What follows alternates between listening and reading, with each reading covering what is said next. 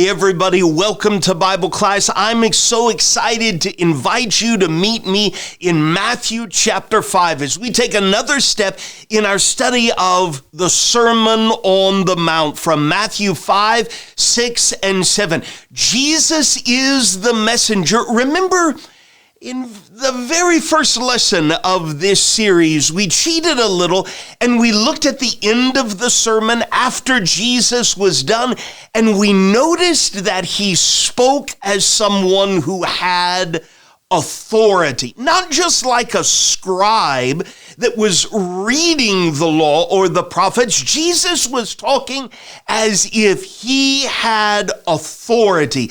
He's talking to his disciples, but he's inviting everyone to hear what he has to say and start practicing it. And so the sermon began by talking about the character of a disciple. Remember the Beatitudes, those blessed statements.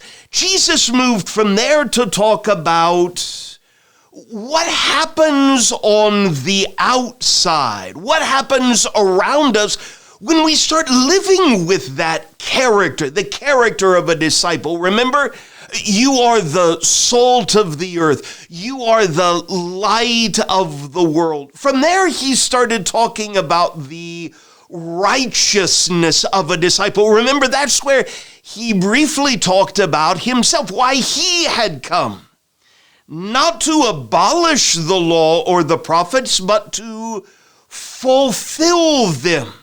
Who was the law and the prophets pointing to all along? That is Jesus. But now he's going to pivot from there to talk with us about the battles of a disciple. Now that sounds serious.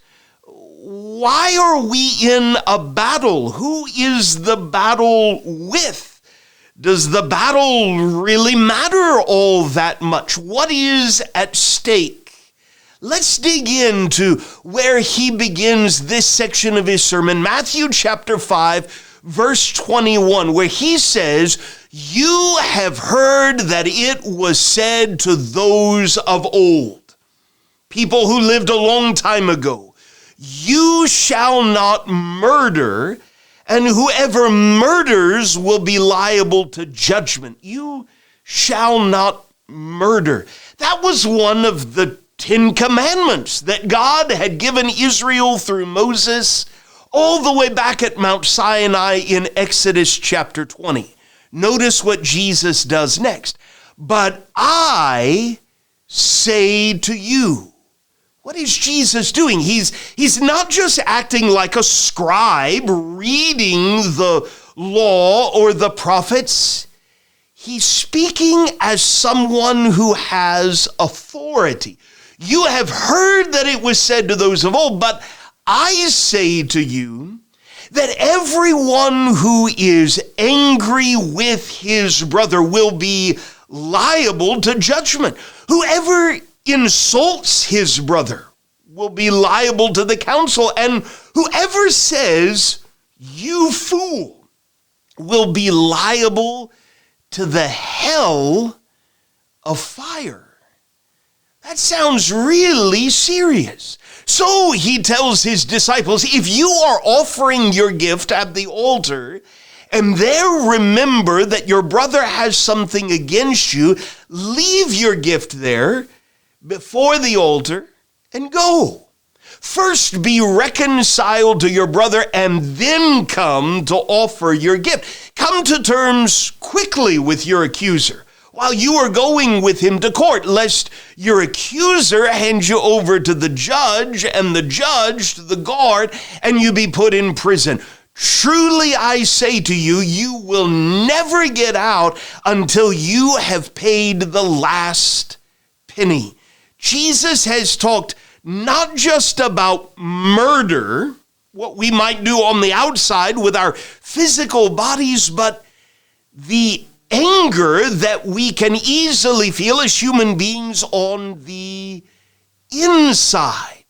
This is a battle that disciples have to wage, not just on the outside, but the the inside, in our hearts. He's not done. He gives us one other battlefront. Notice in Matthew chapter 5, verse 27, you have heard that it was said, you shall not commit adultery. That's another one of those 10 commandments from Exodus chapter 20. But I say to you, what's he doing? He's speaking as someone who has authority. I say to you that everyone who looks at a woman with lustful intent has already committed adultery with her. Where's the battlefront that he's pointing the attention of his disciples to? To the heart. He's already committed adultery with her in his heart. If your right eye causes you to sin, tear it out and throw it away. For it is better that you lose one of your members than that your whole body be thrown into hell. And if your right hand causes you to sin, cut it off and throw it away. For it is better that you lose one of your members than that your whole body go into hell.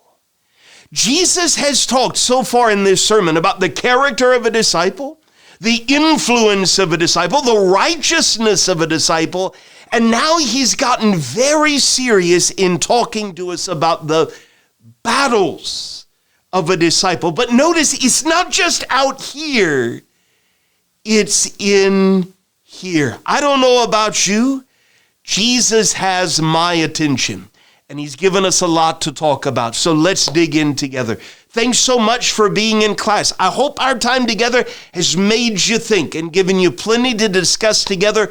Have a great rest of your class and a great start to this new week.